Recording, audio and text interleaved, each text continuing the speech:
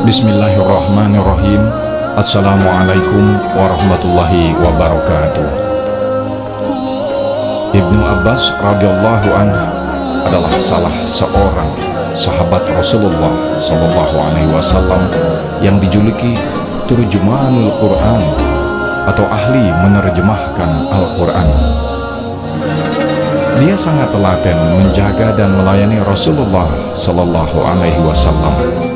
Dia pernah secara khusus didoakan Rasulullah sallallahu alaihi wasallam.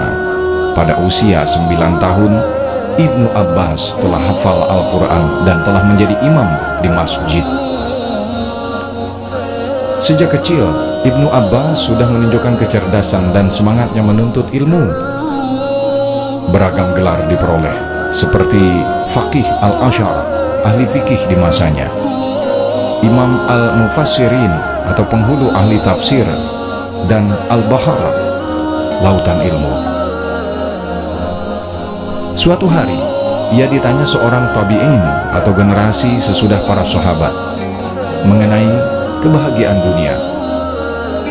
Ibnu Abbas menjawab, ada 7 indikator kebahagiaan dunia. Pertama, hati yang selalu bersyukur, selalu menerima apa yang diberikan Allah Subhanahu wa ta'ala dengan ikhlas. Sesungguhnya beruntunglah orang-orang yang beriman. Quran Surah Al-Mu'minun ayat 1. Yang kedua, pasangan hidup yang solih. Pasangan hidup yang solih akan menciptakan suasana rumah dan keluarga yang solih pula. Di akhirat kelak, seorang suami, di mana sebagai imam keluarga, akan diminta pertanggungjawaban dalam mengajak istri dan anaknya kepada kesolihan. Sebaliknya, istri yang solihah akan memiliki kesabaran dan keikhlasan yang luar biasa dalam melayani suami dan anak-anaknya. Yang ketiga, anak yang solih.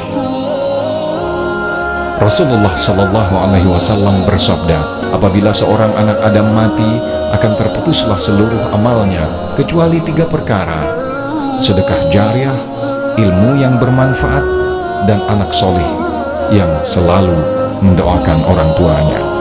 Hadis riwayat Muslim. Rasulullah sallallahu alaihi wasallam pernah menjawab pertanyaan seorang anak muda yang selalu menggendong ibunya yang uzur. Ya Rasulullah, apakah aku termasuk berbakti pada orang tua? Rasulullah sallallahu alaihi wasallam menjawab, sungguh Allah ridho kepadamu, kamu anak solih, berbakti. Tapi anakku, ketahuilah, cinta orang tuamu tidak akan terbalas olehmu. Yang keempat, lingkungan yang kondusif untuk iman kita. Quran Surah At-Taubah ayat 119. Rasulullah sallallahu alaihi wasallam juga mengajarkan agar bersahabat dengan orang yang dapat memberikan kebaikan dan sering memberikan nasihat kepada kita. Pentingnya bergaul dengan orang solih dapat kembali membangkitkan semangat keimanan. Lalu yang kelima, harta yang halal. Dalam Islam, kualitas harta adalah yang paling penting, bukan kuantitas harta. Dalam riwayat Imam Muslim di dalam bab sodakoh, Rasulullah Shallallahu Alaihi Wasallam pernah bertemu dengan seorang sahabat yang berdoa mengangkat tangan. Kamu berdoa sudah bagus, namun sayang makanan, minuman, dan pakaian dan tempat tinggalnya didapat secara haram. Bagaimana doanya dikabulkan? Lalu yang keenam, semangat memahami agama. Semakin belajar, semakin cinta kepada agamanya, semakin tinggi cintanya kepada Allah dan Rasulnya. Cinta inilah yang akan memberi cahaya bagi hatinya. Semangat memahami agama akan menghidupkan hatinya. Dan indikator kebahagiaan dunia yang ketujuh adalah umur yang berkah.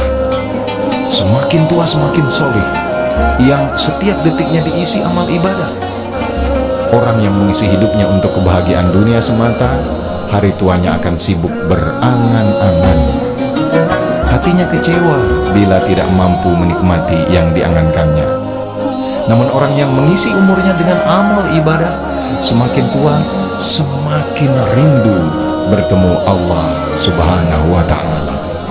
Terima kasih telah mendengarkan. Semoga bisa memberi pencerahan bagi kita semua. Terima kasih telah mendengarkan. Alhamdulillahirabbil alamin. Subhanakallahumma wa bihamdika asyhadu an la ilaha illa anta astaghfiruka wa atubu ilaik. Wassalamualaikum warahmatullahi wabarakatuh.